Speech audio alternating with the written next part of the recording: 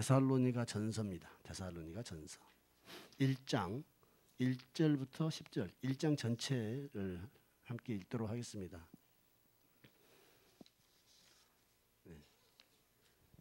다 함께 한 목소리 읽도록 하겠습니다. 시작.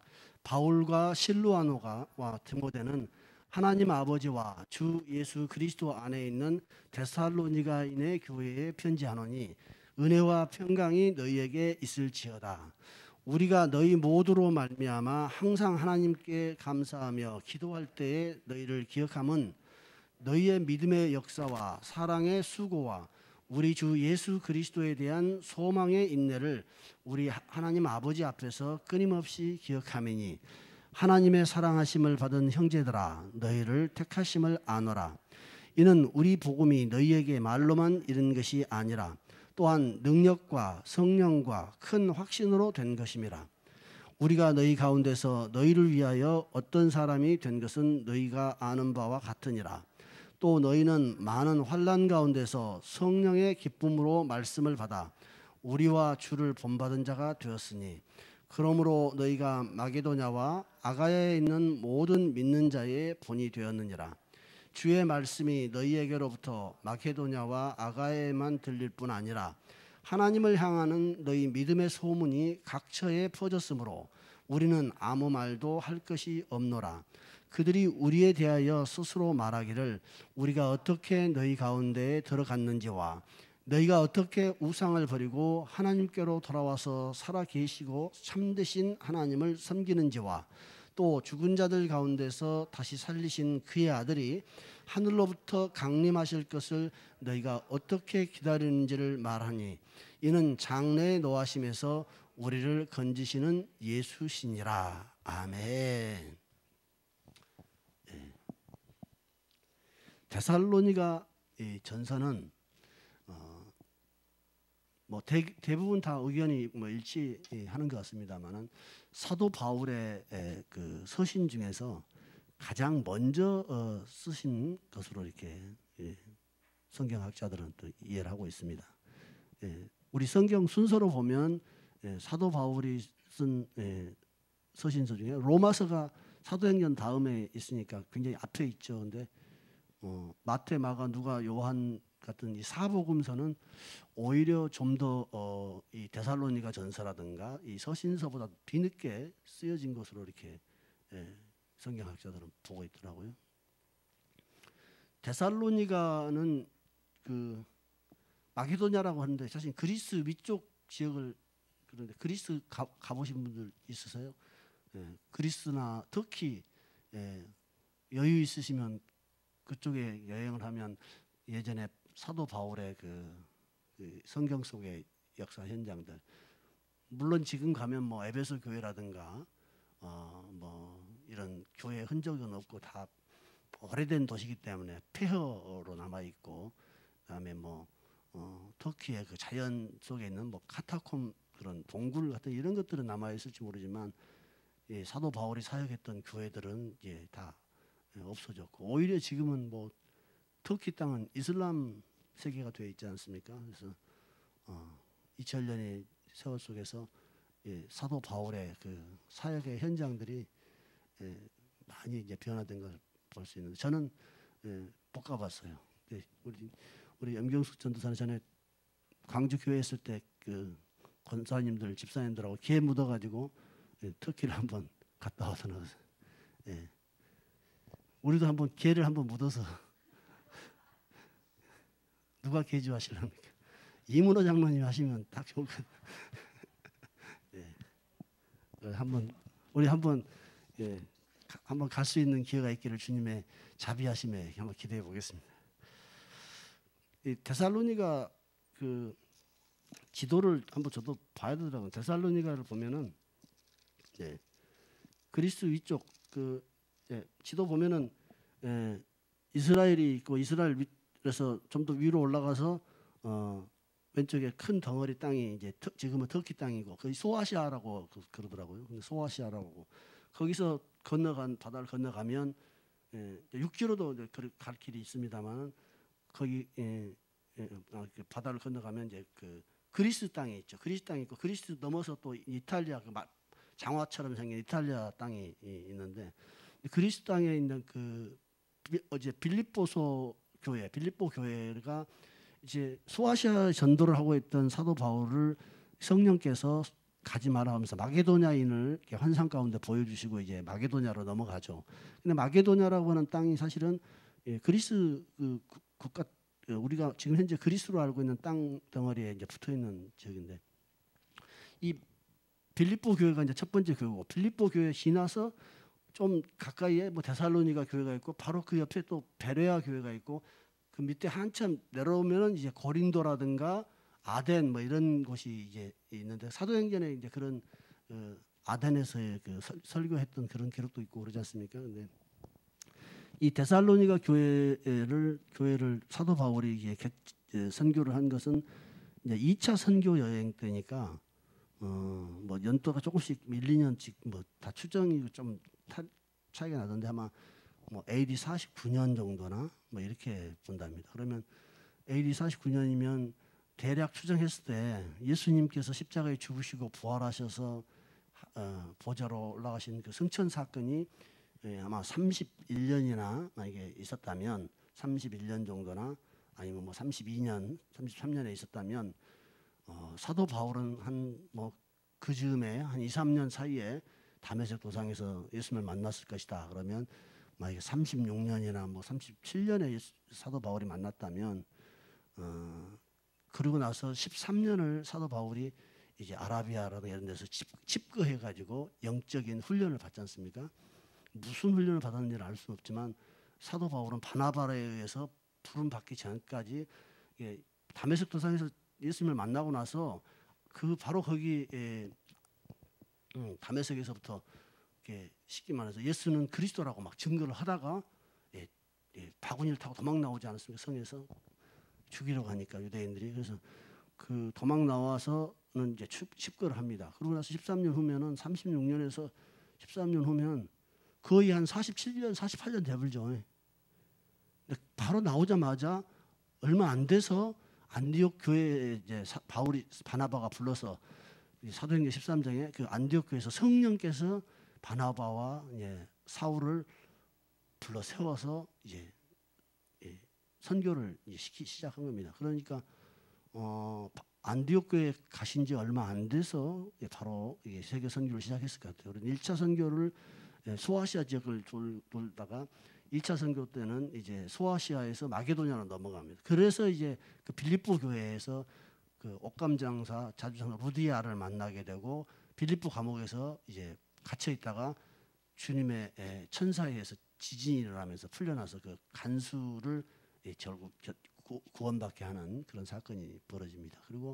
그러고 나서 이제 아마 데살로니가나 베레아, 고린도, 아덴을 쭉 돌고 있는 과정이었는데 이제 데살로니가 전서를 보낸 것은 고린도에 머무르면서 보냈다라고 이렇게 되어 있어요. 그러니까 서신을 쓴 시기는 2차 전도 여행이 끝나고 나서 지금 정확하게는 세 번째 전도 여행 때 고린도에 머무르면서 썼는지 아니면 두 번째 전도 여행 때 고린도에서 썼는지는 알 수 없습니다만 대략 한 54년이라고 생각하는 분도 있고 뭐 51년에서 53년 사이에 썼을 거다 생각하시는 분도 있어요. 그러면 2차 여행 중에 고린도에서 지나온 데살로니가 교회에 썼다든지 아니면 3차 여행 때 다시 돌면서 썼다든지 그 뭐 여러 가지 가정이 추정해 볼 수 있을 겁니다. 그런데 이 데살로니가 전서와 후서를 보면 많이 격려하고 또 교훈하는 내용들이 들어 있습니다.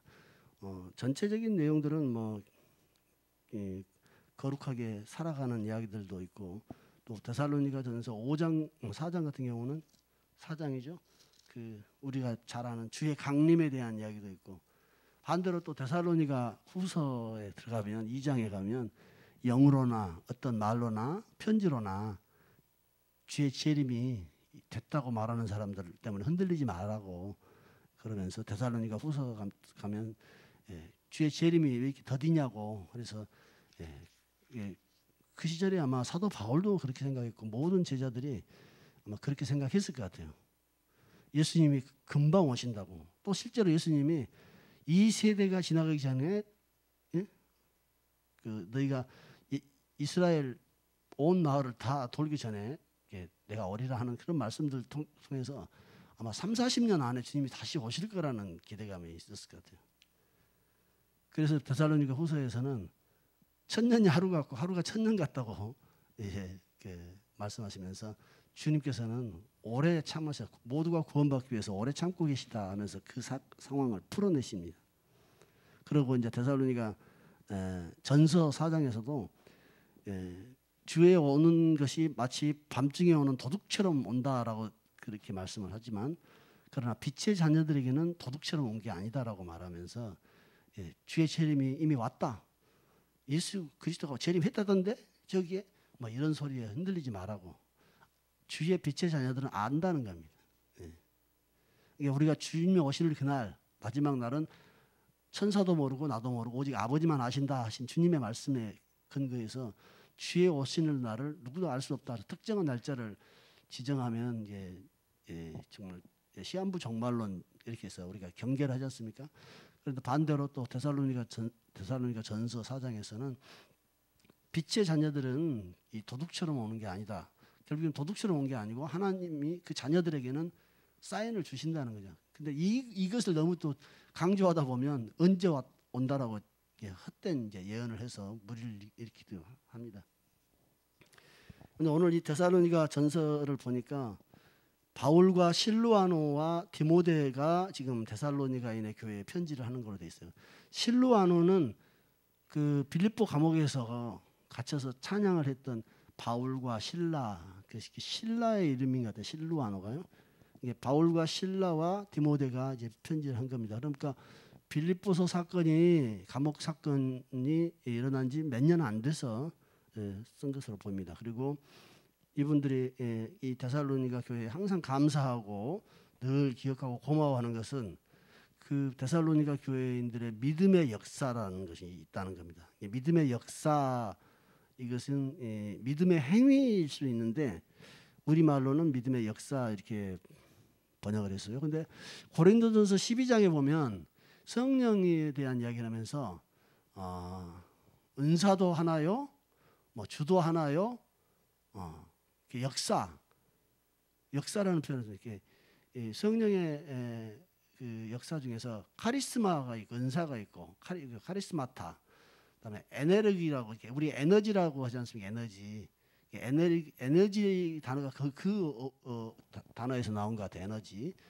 이 역사할 때 힘이 있어야 역사하잖아요. 그러니까 믿음의 역사라는 것은 어떤 힘으로 뭔가 이 일이 이루어지고 벌어지고 하는 믿음을 통해서 이루어지는 뭔가가 있는 거죠. 이게 너희 믿음을 통해서 역사가 일어나는 거죠. 우리가 역사가 일어난다고 그러잖아요. 기적과 사적, 막 표적이 나면 그런 것도 그다음에 또 부흥이 일어나는 것도 역사죠. 믿음의 역사고 교회가 막 사랑으로 함께 똘똘 뭉쳐가서 주님 보시기에 너무 아름다운 교회가 되는 것도 참으로 하나님의 역사하심일 겁니다. 그리고 사랑의 수고라는 것을 이제 말씀하고 있습니다. 사랑의 수고라는 것은 섬기는 것이고 희생하는 것이고 자기를 내어놓는 건데 결국에는 누군가를 사랑하기 때문에 하나님을 사랑하기 때문에 또는 교회나 성도를 사랑하기 때문에 수고를 할 수 있는 거고 자기를 내놓을 수 있는 거겠죠.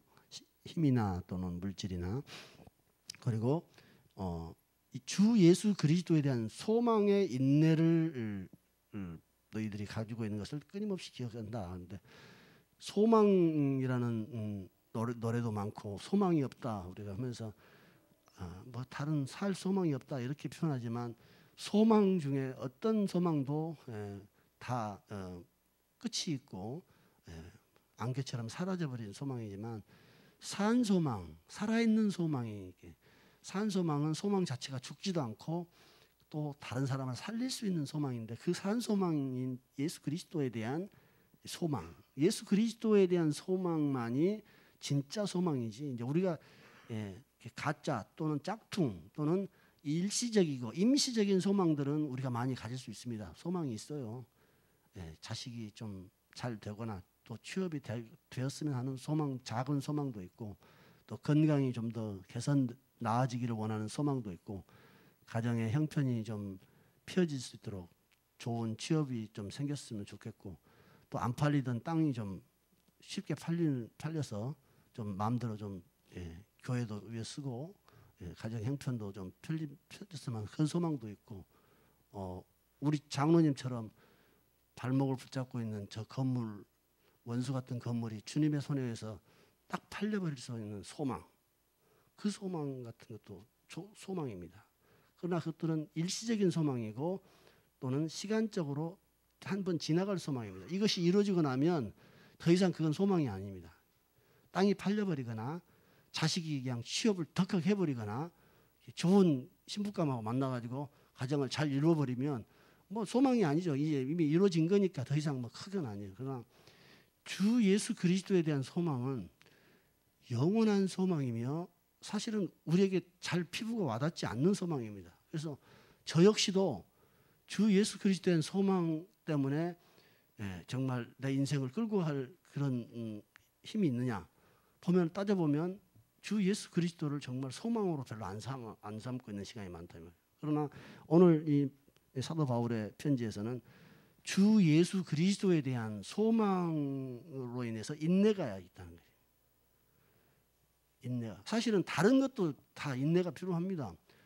자식이 어떤 바라는 취업을 하는 것도 공부하고 애써야 되는 그 과정이 있으니까 인내가 필요하고, 또 방황하는 자식이 주님이 영적으로 회복시키는 그런 과정도 또 시간이 걸리니까 인내가 당연히 필요합니다. 어떤 것도 기다림이 필요한데 특별히 주 예수 그리스도에 대한 소망은 많은 인내가 필요합니다. 그래서 데살로니가 교인들은 그러나 한 세대에 주님의 재림이 있을 것이라는 기대감도 있었을 거예요. 그러나 그런 실망감이 있죠. 우리가 이제 잘 아는 열처녀 비유 같은 경우를 보면, 5처녀는 등을 준비하고 기름까지 예비로 준비해서 신랑이 늦게 올 것을 혹시 대비했다는 겁니다. 그러나 5처녀는 등잔에 가득 찬 기름이면 한 12시 안에는 오겠지. 뭔 신랑이 새벽에까지 안 오겠어 하고 이제 신랑이 올 시간을 자기 시간으로 이제 계산한 겁니다. 대개 신랑 한 저녁 8시 9시 되면 함들이 하더라 하고 이제 우리 기다리고 있을 수 있죠. 근데 그 열처녀 비유는 기름을 준비한 처녀와 기름을 준비하지 않은 처녀를 보고 지혜롭다, 지혜롭지 않다. 그 신랑이 더디 올 것을 준비한 지혜로운 처녀 이렇게 표현합니다. 그래서 이 주님의 비유는 주님이 직접 하신 비유예요. 그래서 신랑이 더디 올 것에 대해서까지도 생각하고 준비하고 버틸 수 있는 대비를 할 수 있는 그 지혜로운 처녀에 대한 이야기를 해요. 주님의 재림이 생각보다 지연될 수도 있는데 교회는 자기 시간으로 내 세대 안에 오겠지 하다가 이제 지치면 이제 교회는 이 소망을 이제 잃어버리거나 인내를 포기해버리는 거예요. 주 예수 그리스도에 대한 소망은 포기하고 주 예수 그리스도로 인해서 일시적이고 임시적이고 이 땅의 것이고 또 언젠가는 사라져버릴 그런 소망을 채우는 쪽으로 이렇게 생각을 바꿀 수 있습니다. 주 예수 그리스도가 영원한 소망이고 진정한 소망인데도 불구하고 이 소망은 꺼져버리고 주 예수 그리스도로 인해서 이 땅에 잠시 머물며 살면서 나에게 닥쳐온 염려와 근심과 두려움과 질병과 고통과 갈등과 상실과 실패와 낭망, 이것들을 소망스럽게 바꿔주는 쪽으로 이제 우리는 구하게 되는 겁니다. 정작 구해야 될 주 예수 그리스도가 우리의 소망인데 언젠가부터는 이 소망은 그냥 기본 당연한 거고 그 위에 다른 소망들을 보완하는 것이 대체적인 예수 믿는 사람들의 삶입니다. 실제로 그런 것들은 당연해 보입니다. 왜냐하면 주님께서는 우리의 연약함과 우리의 어려움들, 괴로움들을 안타까워하시고 마음 아파하시고 그러시기 때문에 주님도 그렇습니다. 자녀가 생선을 달라는데 누가 뱀을 주겠느냐? 자녀가 떡을 달라고 배고프다고 애통해하는데 누가 돌을 주겠느냐? 근데 뒤에 결론은 결국에는 구하는 자에게 성령을 주시지 않겠느냐라고 말씀을 하셔서 결론에 반전이 오긴 합니다. 또 이미 주의 사도들과 제자들이 네 형제가 배고프고 춥고 헐벗은데 가서 배 부르게 든든히 먹고 등 따숩게 하고 잘 자라 하고 말로만 하면 그게 무슨 사랑이며 믿음이냐고 주의 사도를 통해서도 주님의 마음을 전달합니다. 그러니 이 땅에서 우리가 굶주리고 돈이 없어 자녀 교육을 못 시키고 또 그런 애통한 심령으로 눈물 흘릴 때 주님께서 왜 그걸 듣지 않으시겠어요? 그러나 주님은 그 모든 것을 다 잃어버리고 다 버림받은 것처럼 될지라도 주 예수 그리스도가 소망으로 분명하게 보이는 그런 사람을 더 주목하실 겁니다. 저는 이 데살로니가 교회에서 이 교회가 믿음이 있어서 그 믿음 때문에 무엇인가가 벌어지고 있는, 믿음으로 인해서 역사가 일어나고 있고 사랑을, 하나님에 대한 사랑이든지 교회에 대한 사랑이든지 해서 이 사랑 때문에 서로 수고하는 교회인 것 같아요. 그리고 예수 그리스도에 대해서 분명한 소망을 가지고 있고 그분이 죽은 자 가운데 부활하신 하나님의 아들이시다. 그는 뛰어난 선지자 정도가 아니라 말씀이 육신이 되어 이 땅에 임하신 하나님의 아들이시다.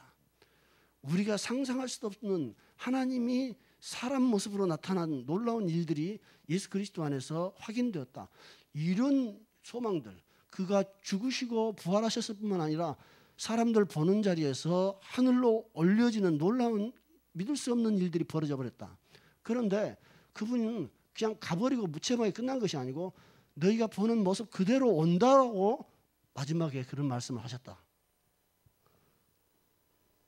그런 이야기들을 붙잡고 그 시절에 AD 한 50년이나 60년 이 편지를 받을 때는 한 54년 전이니까 그때는 예수를 믿는 자들은 유대교로 봤을 때는 이단이며 세상 사람들로 봤을 때는 완전히 이 몽상가요 미친 자와 같은 자들인데 죽은 사람이 부활할 뿐만 아니라 그 죽은 사람이 하늘에 올라갔는데 그가 하나님이었다. 그가 하나님의 아들이었다라고 주장하는 것. 세상에 신이 많고 우리를 보호해주는 신은 많은데 무슨 놈의 신이 와서 죽느냐. 이런 믿을 수 없는 이야기들을 하고 다닌다 해서 그들을 배척했던, 그래서 그들이 그 땅에서 먹고 사는 것조차도 다 빼앗기고 권리를 빼앗길 수도 있던 어려운 시절에 있던 사람들이었습니다. 그러니 6절에 너희가 많은 환난 가운데 있다는 것은 앞으로 가도 미워하는 사람뿐이요 뒤로 가도 배척하고 돌 던지는 사람뿐이었던 그들에게 하나님이 예수 그리스도에 대한 말씀을 전했더니 그걸 소망으로 받더라는 겁니다. 데살로니가 교회 빌립보에서 같은 경우에서는 그 강가 샘터에서 많은 사람들에게 이 이야기를 했더니 아무도 귀담아 듣지 않고 웃기고 있네라고 하는데 그 옷감 장사 루디아만은 그 마음이 감동이 되어 하나님의 말씀인가 하고 따라와서 바울에게 복음을 받고 예수 그리스도의 제자가 됐습니다.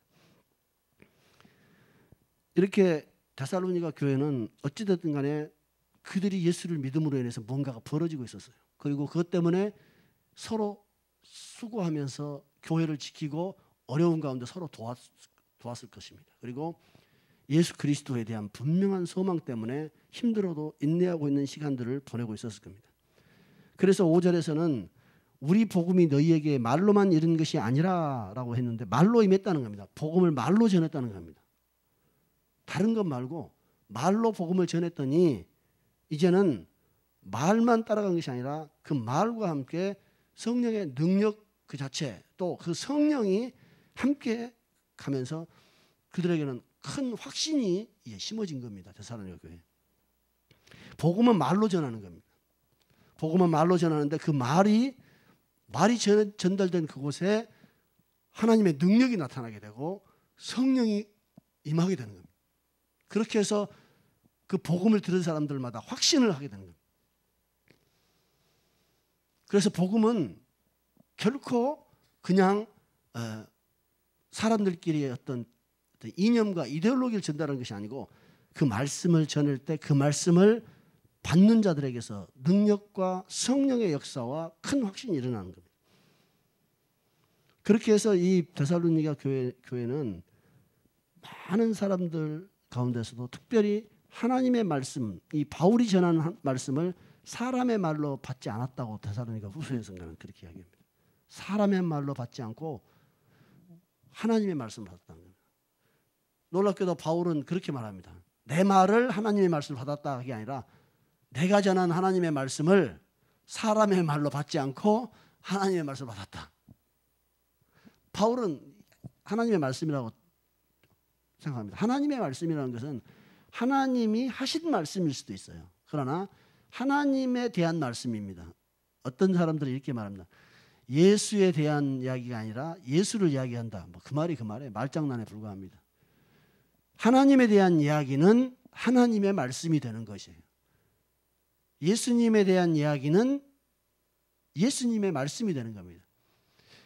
히브리서 1장에서는 하나님께서 옛날에 옛적에는 여러 선지자들을 통해서 선지자들이 계시를 받아서 말씀을 전했습니다. 그래서 여러 부분과 여러 모양으로 이렇게 말씀하셨던 하나님은 말씀하시는데 옛날 옛적은 선지자들을 통해서 여러 부분, 여러 모양으로, 여러 이적으로, 여러 계시로 이렇게 말씀하셨어요. 그런데 이 모든 날 마지막에는 그 아들을 통해서 말씀을 하신다는 거예요.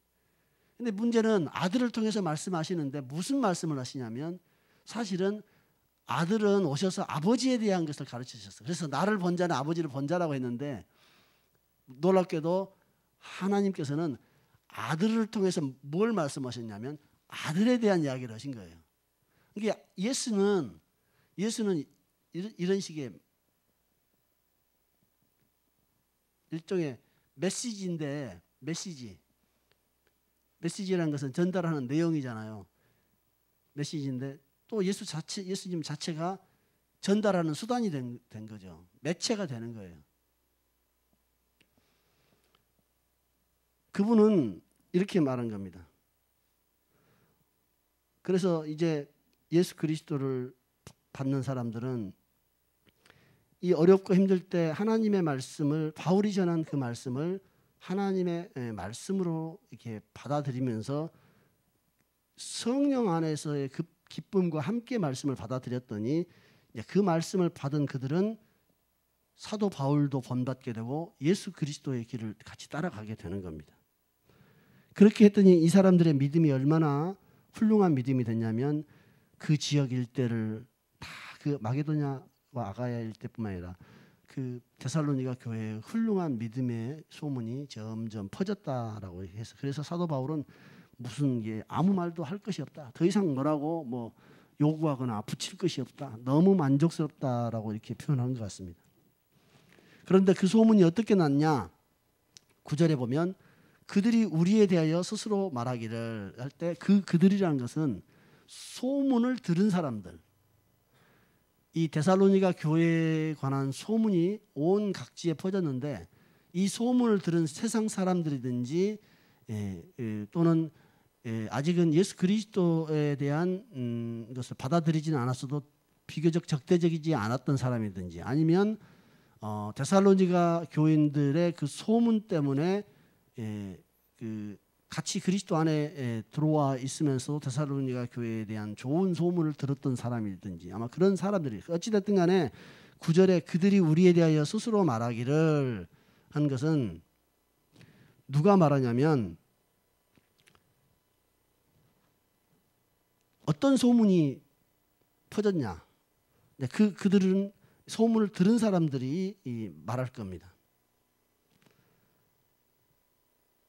우리에 대하여 스스로 말하기를 우리가 어떻게 너희 가운데에 들어갔는지와 사도 바울의 그 선교단 일행이 데살로니가 교회에 어떻게 어려운 가운데 그곳에 이르러서 수고하며 어려움 가운데 복음을 전했는지 또 두 번째는 너희가 그 복음을 듣고 어떻게 우상을 버리게 되며 그동안 매달려 있고 얽매였던 우상을 버리고 살아계시고 참되신 하나님께로 돌아와서 그 하나님을 섬기는지, 어떻게 지금 섬기는지, 그에 대한, 그런 것에 대한 소문, 또 죽은 자 가운데서 다시 살리신 예수 그리스도 그 아들이 하늘로부터 강림 재림하실 것을 얼마나 사모하고 기다리고 있는지, 이런 이야기들이, 이 소문이 퍼졌다는 겁니다.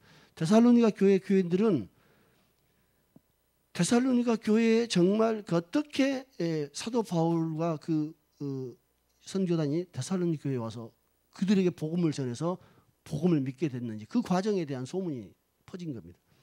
그래서 저는 꼭 일치한 건 아닌데 이 세 대목이 믿음의 역사와 사랑의 수고와 그리스도에 대한 소망의 인내하고 약간 비슷해요. 어떻게 너희 가운데 들어갔는지, 믿음의 역사를 통해서 들어갔을 것이다. 사도 바울이 말로만 하지 않고 성령과 능력과 큰 확신으로 복음이 너희에게 들어갔다. 우리의 복음이라는 것은 사도 바울의 복음일 수 없습니다. 그러나 사도 바울이 전한 복음은 우리의 복음이 되는 거예요. 사도 바울의 입장에서 우리 복음, 5절 우리 복음이 너희에게 말로만 이른 것이 아니고 능력과 성령과 큰 확신으로 임했다는 거예요.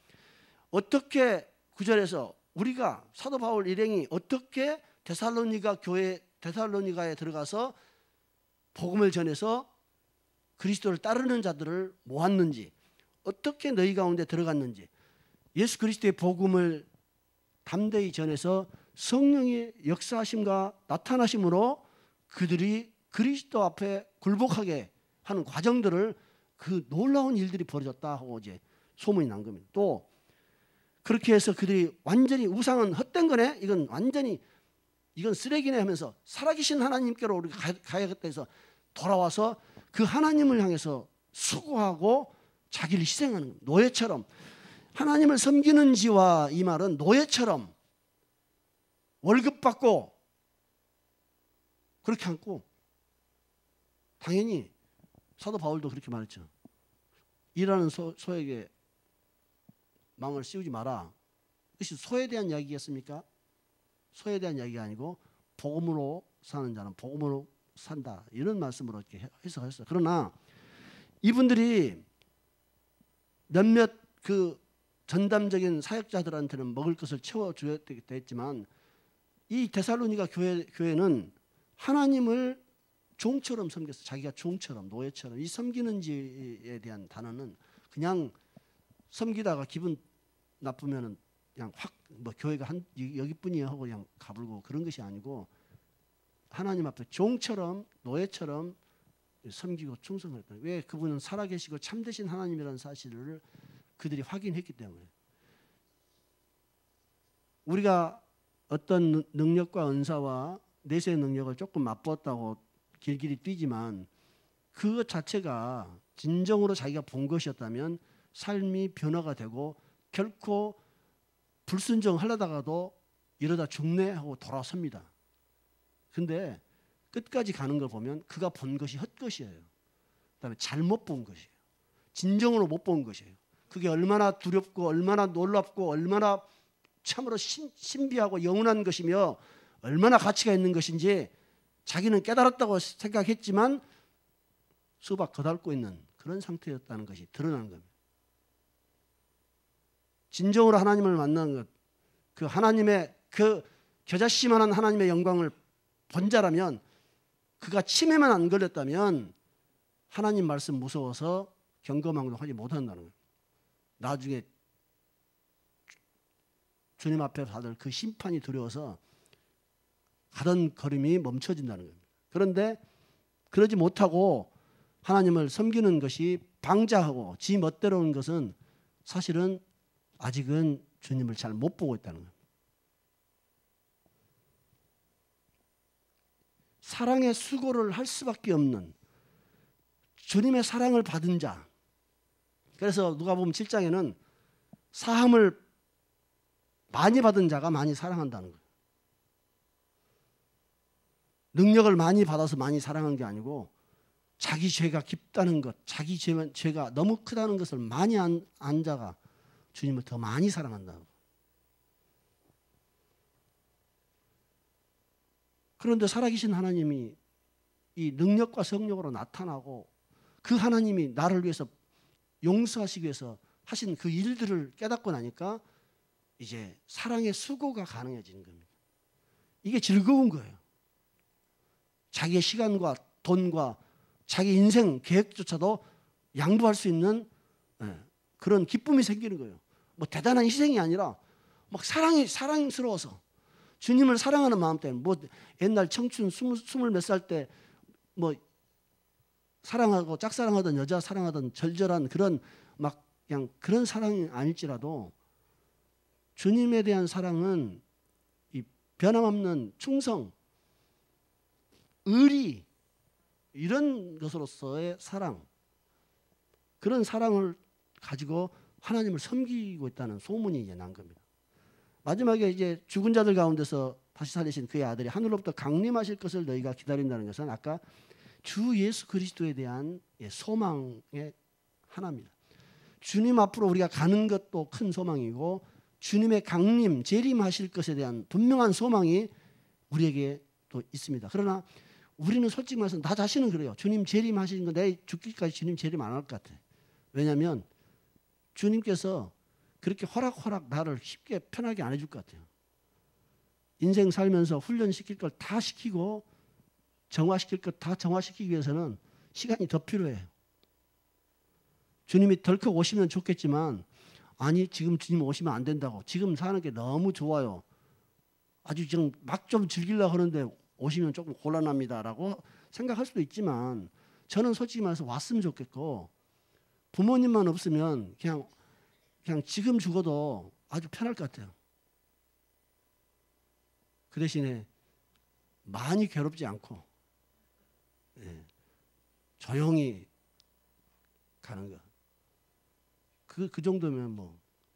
그런데 그만큼 이 땅에 사는 것에 대한 어떤 이제 근거들과 힘들이나 소망들이 다 점점 이제 약해져가고 무너져가기 때문에 더 이상 이 땅에서 큰 뭐 명예와 권력과 부를 내려놓고 주님을 따릅니다 한데 그거 안 내려놔도 쫓아갈 힘도 없어요 지금. 간절히 원해도 권력을 잡을 힘도 없고 명예를 얻을 능력도 없고 부를 쌓을 힘도 없어요. 뒤따라 다니는 것은 가난뿐이고 궁핍일지 몰라도 그나마 새끼 밥 먹는 그 정도만 유지되면 감사할 뿐이지 뭐 부를 뭐 내가 버릴 만한 부가 있어야지 버리죠. 그러니 부귀 영화 다 버리고 주님 따른다는 말은 아예 전제가 잘못된 거예요. 그런데 오늘 이 데살로니가 교회의 이 세 가지 믿음의 행위 또 사랑의 수고 그리스도의 소망이 이제 9절 10절에서 이게 그것인지는 명확하지는 않지만 이렇게 비춰보면 사도 바울이 그들에게 들어갔던 그 모습 그대로 그들도 믿음의 역사를 하고 있었던 것 같아요. 사도 바울이 복음을 전했던 그 모습 그대로. 그러니 사도 바울이나 데살로니가 교회의 오직 관심은 예수 그리스도의 일을 이 이야기와 이 일을 전파하는 것에 모든 것이 집중되어 있었던 것 같아요. 그러기 위해서 그들은 이렇게 모든 여건이 갖춰진 교회가 아니고 험하고 고통스럽고 토굴 속에서 숨어서 예배드리고 먹을 것이 없어서 굶주리는 시간이 있을지라도 서로 나누면서 서로 살피면서 이 살아계신 하나님을 섬기는 일에 집중했던 겁니다. 그런데 주님께서 열처녀를 놔두고 신랑이 늦게 오신 것처럼 주님의 오심이 더뎌지고 그것이 100년, 200년, 300년, 1000년, 2000년이 돼버리니 이제 주님이 오신다는 것은 어떤 특정한 교단에서 종말론 중심으로 막 설교를 하면서 사람들을 많이 격동시키고 있을 뿐이지 솔직히 말해서 주의 재림을 그렇게 깊이 관심 있게 보는 교회나 주의 제자는 그렇게 많지 않습니다. 그러나 오늘 이 데살로니가 교회 지금으로부터 거의 2000년 전에 주님을 섬겼던 그분들은 이런 상태로 섬겼습니다. 그런데 오늘 우리가 데살로니가 교회처럼 똑같은 여건과 행편은 아니지만 데살로니가 교회를 생각하면서 이제 저는 믿음의 소문이 우리를 통해서 퍼질 수 있는가? 우리 오늘 충주 성령 영성교회 또 성령 영성 기도원에 우리를 통해서 믿음의 소문이 퍼질 수 있는가?